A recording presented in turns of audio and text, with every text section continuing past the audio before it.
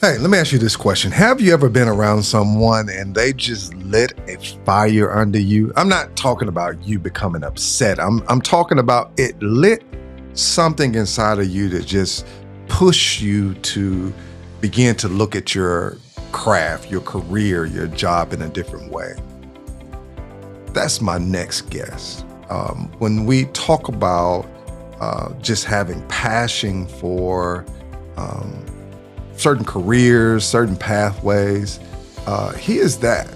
I have this quote on here, and I think it's very powerful. And if you stay on, you're going to hear it. It pays to prepare. My next guest is Joshua Yeager.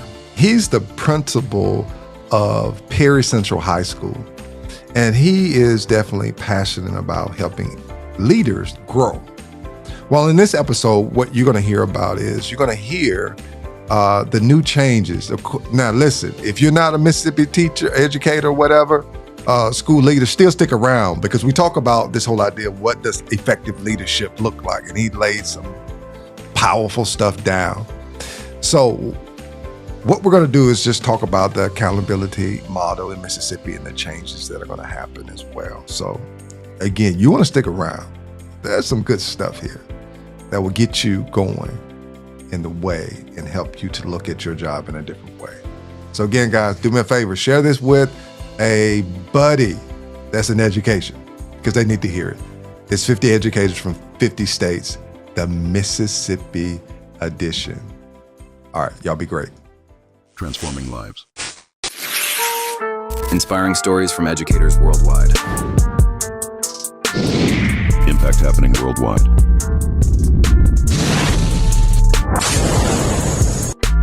Your transformation starts here.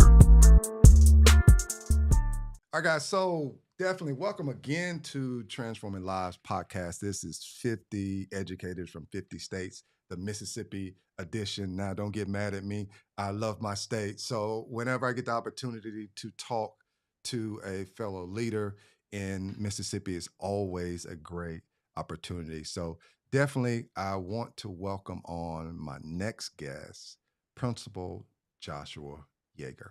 Welcome. Well, thank you so much, Tony, for that wonderful introduction. I'm excited to be here, and I applaud you for your efforts and what you're doing by spreading the good news of schooling and leadership and just good everyday common principled principles. All right. Keep on the grind, buddy. Thank you very much, and I appreciate you coming on. And it's like I remember, I can't remember if it was Facebook or it was LinkedIn. I can't remember. It was one of the two. And I saw you. I was like, man, we got to connect. Like we got to connect. And it's like the grind goes, but you figure out like, okay, you got to stop right now, and you got to make this happen. And I'm excited that this is happening right now. Well, you had a busy week. We touched base last weekend, and Monday we called, and you've been wide open. I've been wide open, and so Saturday morning is the only time we had a few minutes to spare. So I'm excited for it. Yeah. Yep. So good. So the unique thing about this is, and I'm still going to ask the question: how is the weather down in South Mississippi? The weather is pleasant today. Sunshine, there's a light breeze. It's almost noontime, so it's always good to have a noonday breeze on a beautiful Saturday in South Mississippi. Absolutely. Absolutely. So I want to jump on into our questions. When we think about leadership, there are many narratives about Mississippi, but uh, you are one that just really struck me in just your energy, your drive to bring a different narrative to Mississippi. And I want to start out by educating the listeners about this whole idea of giving us an overview of raising the bar and what inspired this initiative. Well, Tony, I don't know, probably 14, 15 months ago when the news got out that our accountability would be shifting from the state office that there was going to be a shift. Um, as being a former school leader and going in and consulting, that a lot of times school leaders are hesitant and afraid, not because they can, it's just because of out of fear of the unknown. Hmm. So I had several individuals in my circle say, Josh, can you kind of help us with this, and can you become this lead person, because there's no way this can happen. There's no way from what I'm hearing. So I was like, you know what, let's do it. So last summer, I began to really work on trying to get the nuts and bolts of what was expected Yeah. to be coming this coming year, and reaching out and working with those state officials who are actually at the table making those decisions. Also embracing teachers on the forefront, realigning master schedules, all Mm. of I have had this past year to implement to try to work through and navigate those issues that we come across. But ultimately, it's all about streamlining collaboration, because at the top, the higher you climb, the smaller your circle is. Wow. Yeah.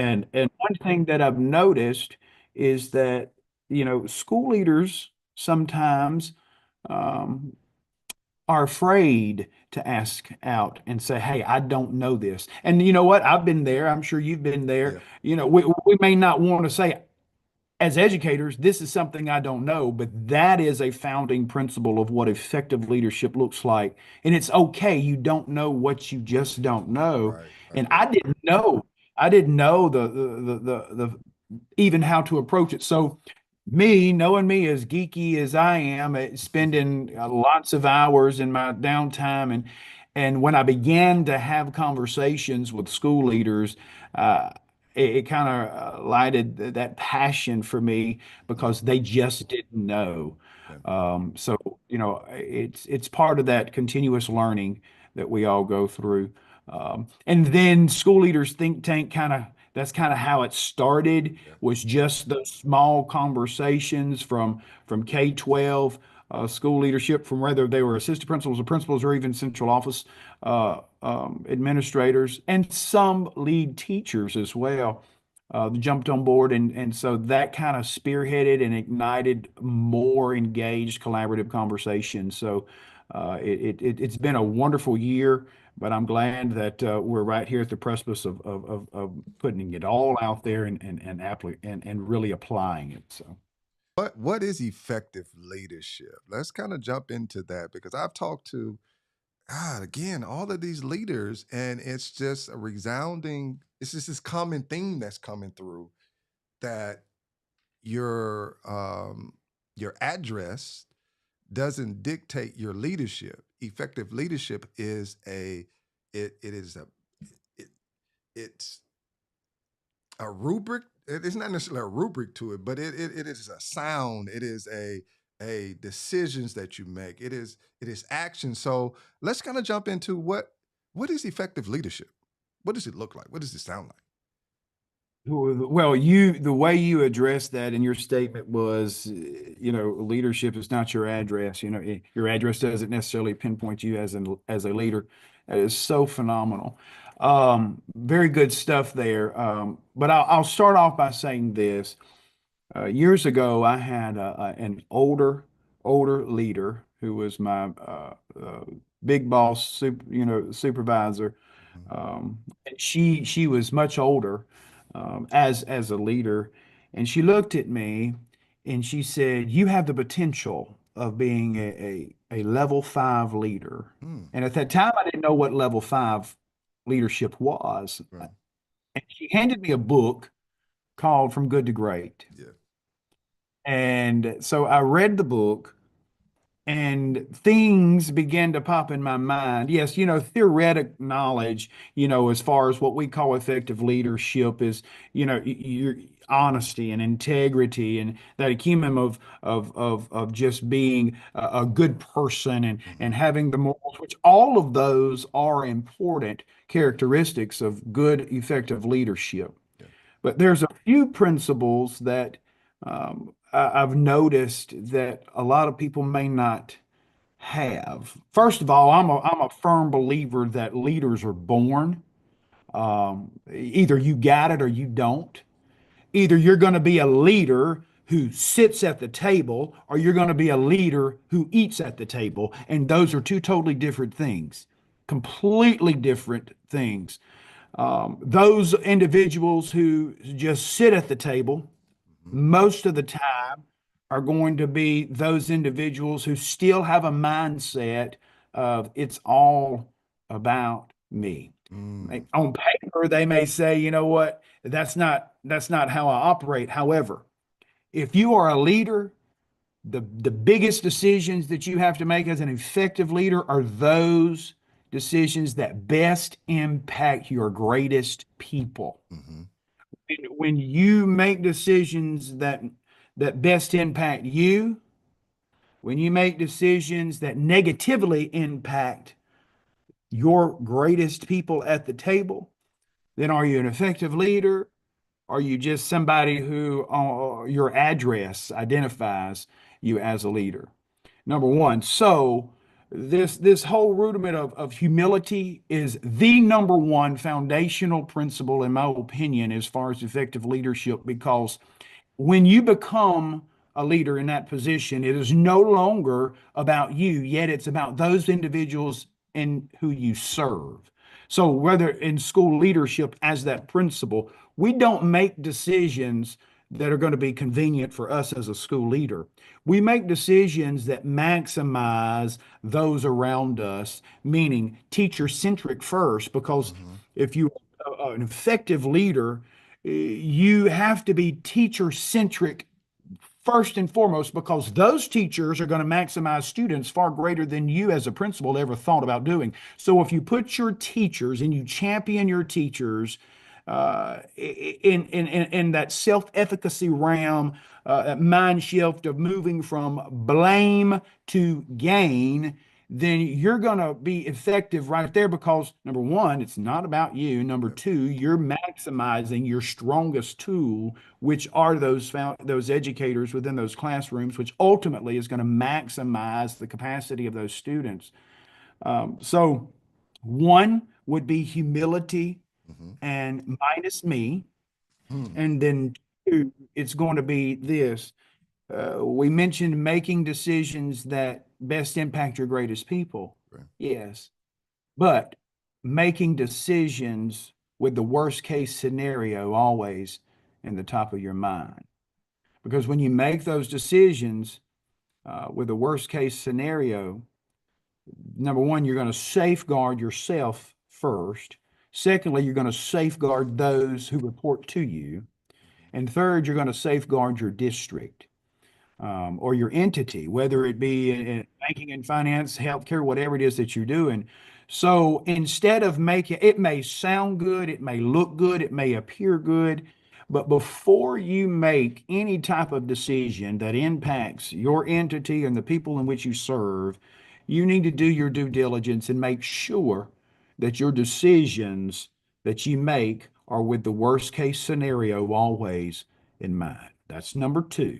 Mhm. And then number three is to be an effective leader, you have got to see beyond the curve in the road. Mm. That's visionary thinking. Yes, it is. But notice what I said. You've got to be able to see beyond the curve, meaning when there are roadblocks, meaning when there are question marks, meaning when there are times of uncertainty, you've got to be able to navigate uncharted waters alone. Mhm. Because if you can't do it alone at first, and what that means is when you navigate that alone, you're going to have people, your confidants, who you completely confide and trust in, that's going to give you a flashlight in times at the darkest times of that navigation and that journey. Um, those three things, on top of course, the basics like we talked about with integrity and loyalty and honesty, of Mhm. course that, but those three principles, what I've noticed in visiting and working and talking with so many type of school leaders, everybody's chasing. Everybody's chasing. They're trying to chase that light. And there's nothing wrong with climbing the ladder. You've done it, I've done it. We've all climbed the ladder. We've all had those goals and ambitions and desires, and there's nothing wrong with that. That's great. But sometimes we get so wrapped up in chasing that light that we forget the number one thing, and that is the people in which we serve. Correct.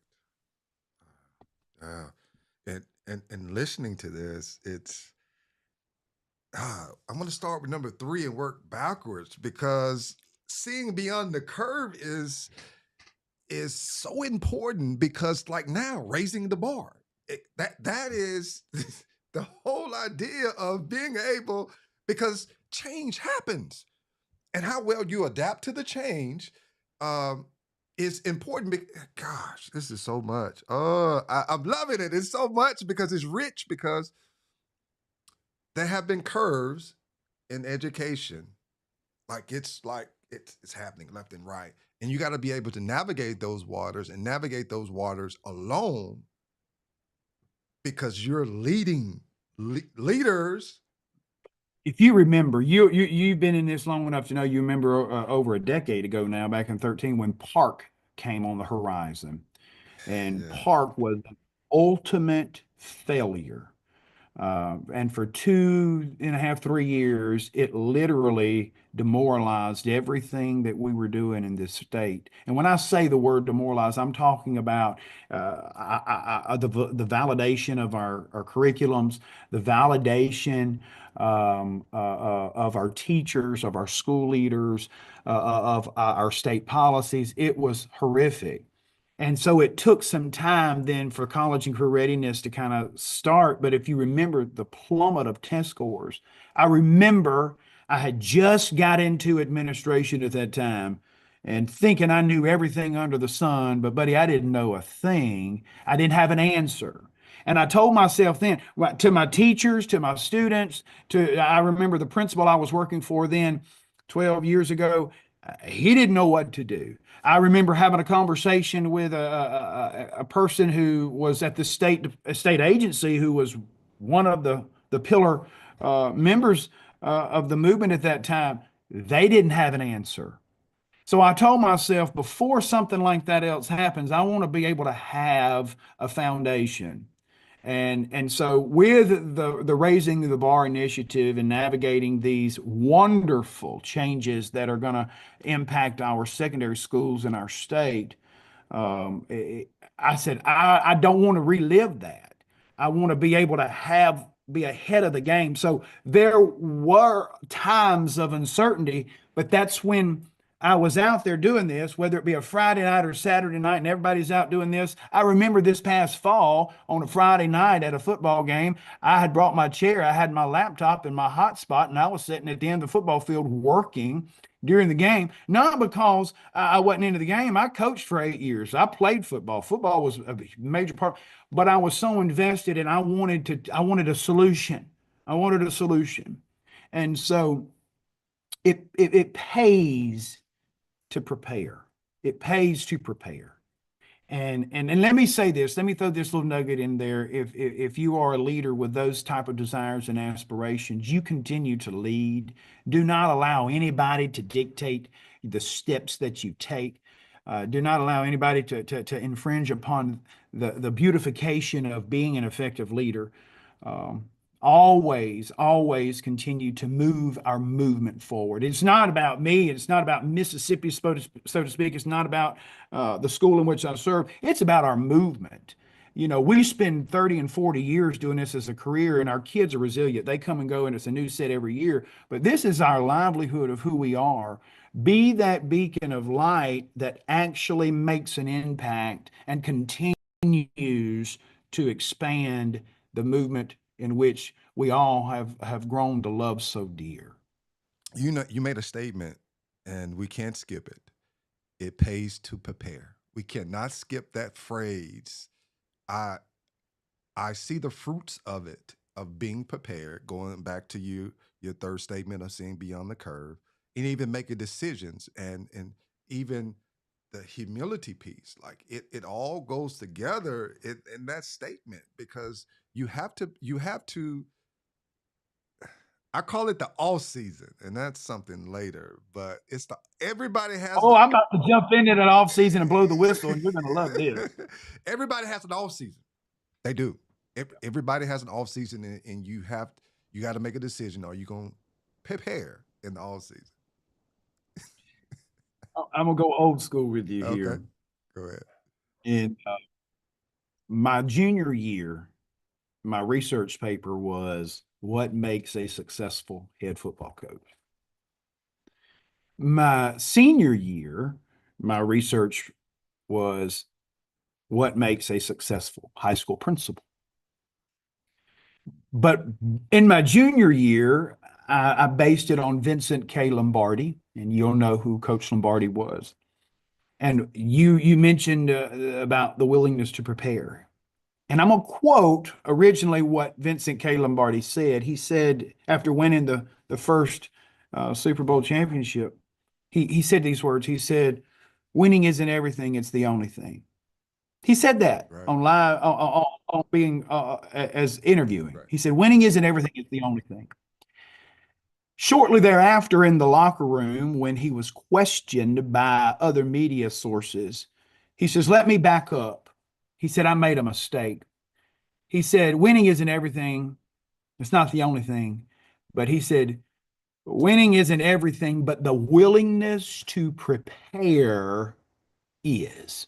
Mm. So when you are willing to prepare, then you might as well be the winner. When you pay the price beforehand to be prepared, regardless of what the score is at the end of the game, you're still a winner because you chose to willingly, nobody forced you. Nobody forced you to do the things that you're doing to do what you need to do to get to that next level. So that by saying that, he was so profound in that comment. It's not about winning all the time. It's about the willingness to prepare. And when you are a continuous learner, you continue to remain humble, you continue to learn and navigate things that people really don't want to navigate. For example, we all know the growth model. We all know how to raise a 3 to a 4. We know proficiency. That's basic stuff. Yeah. But when you start looking at new components like the ACT and how you can increase ACT scores, and when you look at how can we implement this in a master schedule, people are afraid to talk about that because they have no idea. And it's okay not to know what you don't know. Right. The problem when you refuse to prepare, that's the problem. That's good. That's good. And that leads us into our next kind of focus here is, what are the main goals of the 2025-26 accountability? You said accountability revolution. So can we kind of step into those? I hate to step over the statement you just said about the whole idea of the ACT and how do you align your classes to maximize really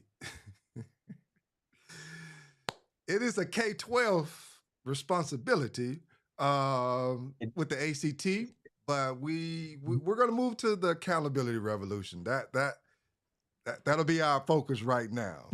So So in our state, we have, and let me be very clear when I say this, these proposed changes were state board approved February the 20th, which then it was sent to the Federal Department of Ed. They approved it. Then it went straight into what we call the AP review process in our state. Last Friday night, I believe the 14th of March, it closed at 5 p.m. for those of us who were interested to provide feedback.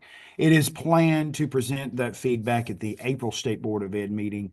Now, I will say this. My personal professional opinion, it's going to be spot on of what we prepared for, and this is what these new changes entail for us here in Mississippi. Prior to you had 100 points, which was for acceleration and CCR. Acceleration was basically those individual students in grades 11 and 12 who participated in some type of acceleration course, whether it be advanced placement, dual credit, career industry certifications through CTE, military exams, whatever, it was the acceleration plus any ninth and 10th grader who also took it. But the difference is if they were ninth and 10th and they didn't make a successful score, it didn't negatively impact you as a school.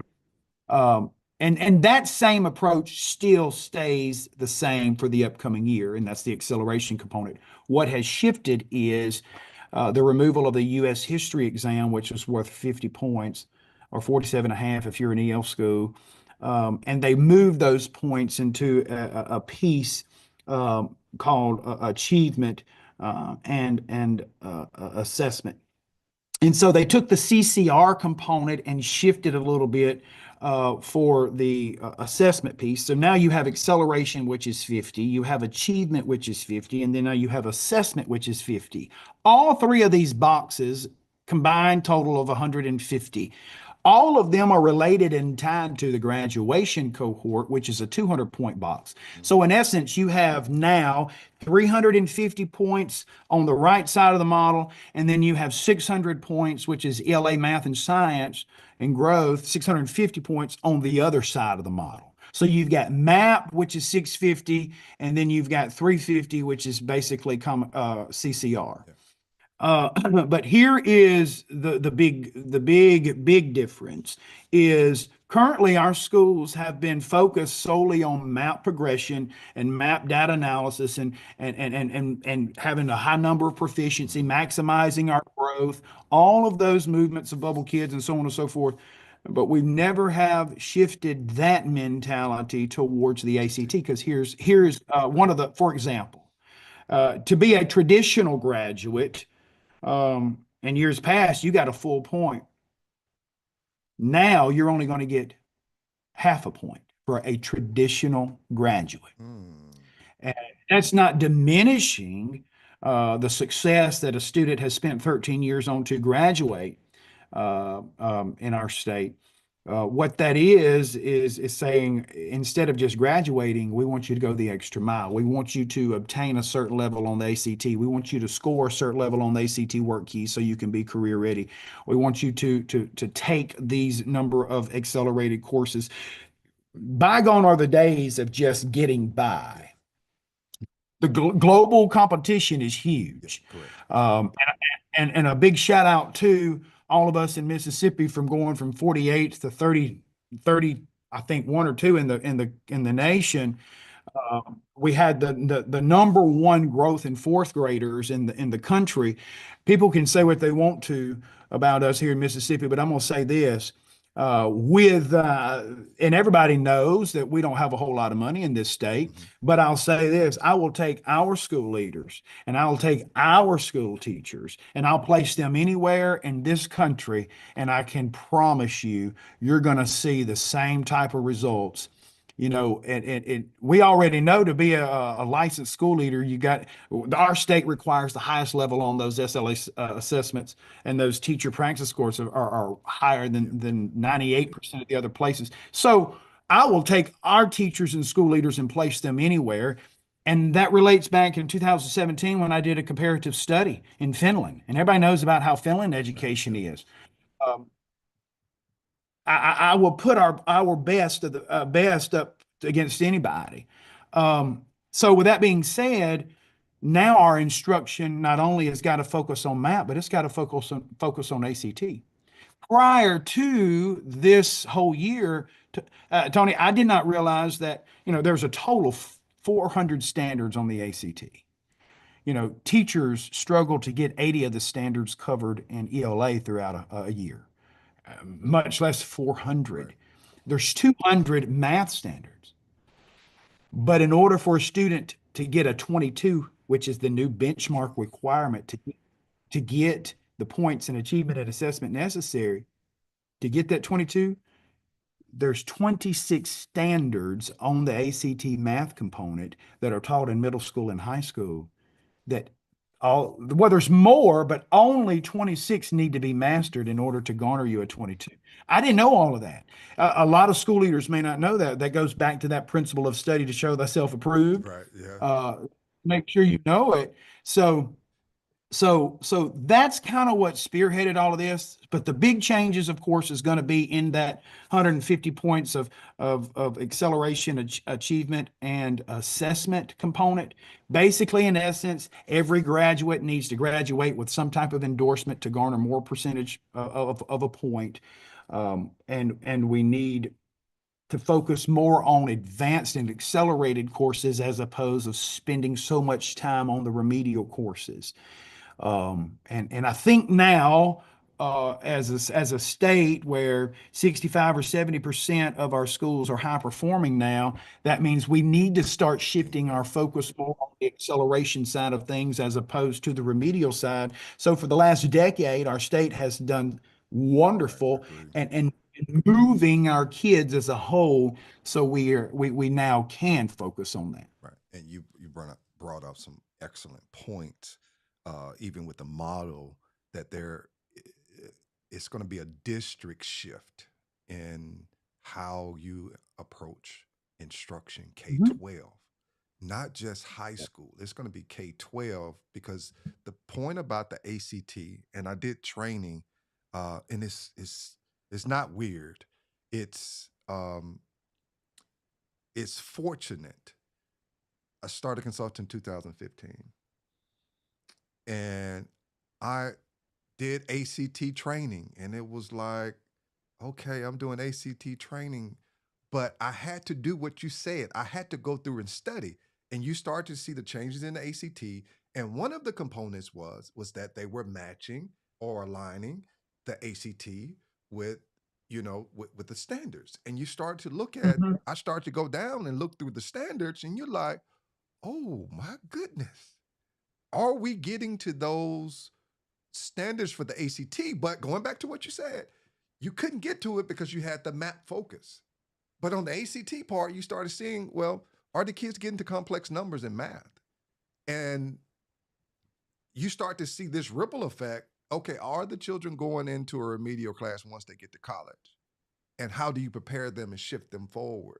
So, oh man, you're so spot on with this. It's like I'm listening, but it's like, oh, like you're seeing that there's going to have to be a think tank. By the way, get to this think tank and start having these conversations instead of staying in an island and suffering. So, yeah. That you mentioned a couple of key things there. I remember there was a time in our junior colleges, and I would not be surprised if it's the same way today, where I remember one particular junior college, and I won't name that, but this was probably maybe 8, 9 years ago, where they had 15 remedial English comp prep courses offered compared to 6 actual Comp 1 classes. And we're talking about graduates having to do that because they don't have an ACT score that's required by the AHL to be placed in a Comp 1 class. So we've got to do a better job, and kudos to the individuals who began to spearhead this and really call on school leaders to make these. Because I'll tell you, to get a full point now on this new model through the ACT, you got to have a super score of 25. And I can't tell you how many principals have said, my kids can't even meet the current benchmark of an 18 or a 19. So maybe true, and I can relate to that.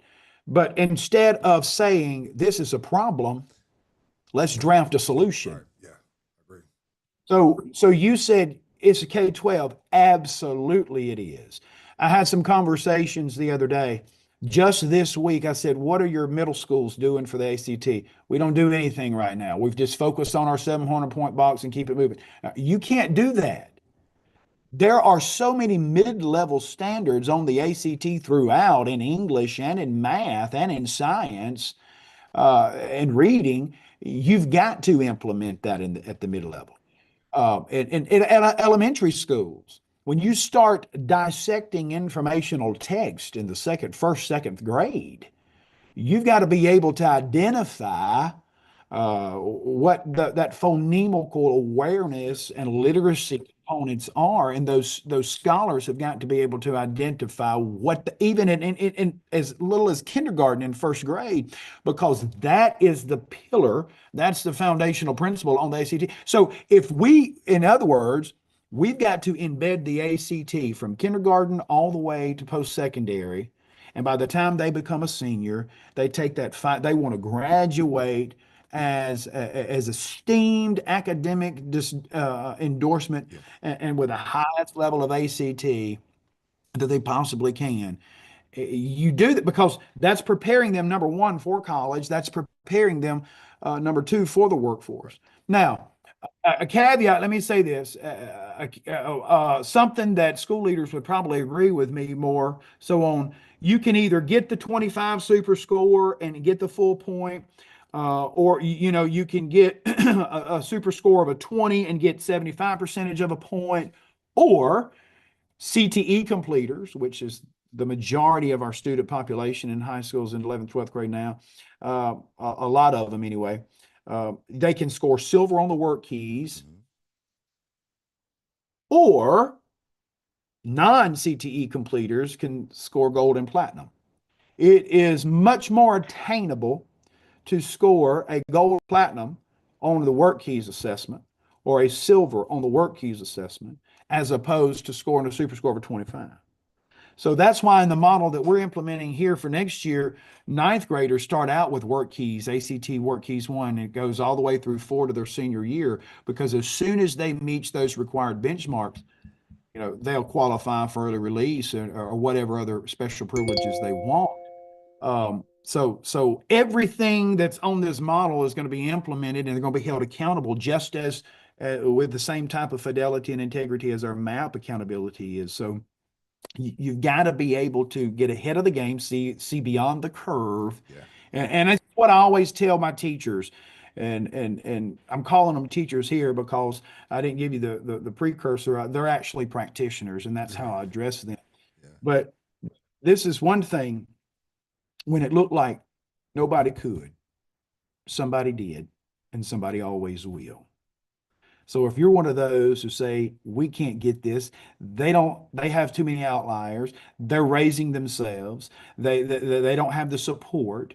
It's more important, we got to feed our babies. They're coming to us hungry. When you are a school leader who has that mentality, you're already defeated. And we've got to shift our mind game from blame to gain. And when we shift our mindset, efficacy rises through the roof, and your possibilities have no limit. That's good. So this conversation is definitely rich in that preparation is needed. We don't have enough time to even go through that component because it's going through my head as you were talking, like even. And I want to bring this up, show everybody a quick screenshot. Real quick, you were talking about it, and I want to make sure everybody has a shot or able to see it and see these components and understand that, although they're there, there's some work that's required. There's some understanding that needs to be gained, because as you stated, we've moved out of this stage in Mississippi, and we've shifted forward. Now it's time to begin to push our children forward. A unique thing is, at this particular time, my son may be through his ACTs in the 7th grade. Listen, I didn't take the ACT until my 11th grade year. Mm-hmm. So it's important to start early and to get these things, get this ball rolling. So those 3 components, you see the acceleration component, and acceleration is discussed down at the bottom, but that's a total of 50 points. Remember, acceleration are going to be that participation in those accelerated courses. over the total number of courses in your 11th and 12th grade cohorts. The achievement component is going to be part of that graduation cohort. Achievement and assessment now only is going to reflect that graduation cohort.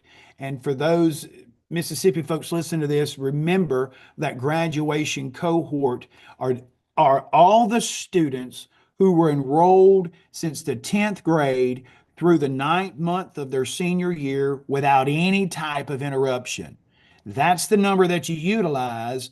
And out of that number, how many of them graduated within their cohort time? This year, if we have a fifth year senior, Tony, and you know there's those certain cases where a senior just is not a good test taker and they can't pass those state requirements. So, and if they come back that fifth year and they graduate, now you'll get 25% of a point, which is great. Right. But you want to try to gear every graduate to receive some type of endorsement, rather it be CTE, JROTC military, or some type of equivalent academic distinguished endorsement, so you can garner the whole point out of that model. And then, of course, your assessment piece is worth 50 points, and this is where the ACT and work keys comes in. Why it's so important to embed those instructional practices. And, we'll have to definitely do a part 2 of this series so we can go more in depth of how to structure a master schedule to maximize that, regardless if you're on a 7-period, 4x4 block, modified block, or AB schedule, it can be done. But that is the nuts and bolts of the changes for the most part that's going to impact our secondary level. Gotcha. Well, it's time well spent. I want to make sure that I'm mindful of your time. I appreciate you coming on. Usually, what I do is I give my guest opportunity. We call it a 2-minute warning. You know what it is. You're a football coach, former football coach. Usually, Okay, so let me just start out. Thank you so much for taking the time. If I could leave you with one thing, true leadership is not about leading with fear or through intimidation.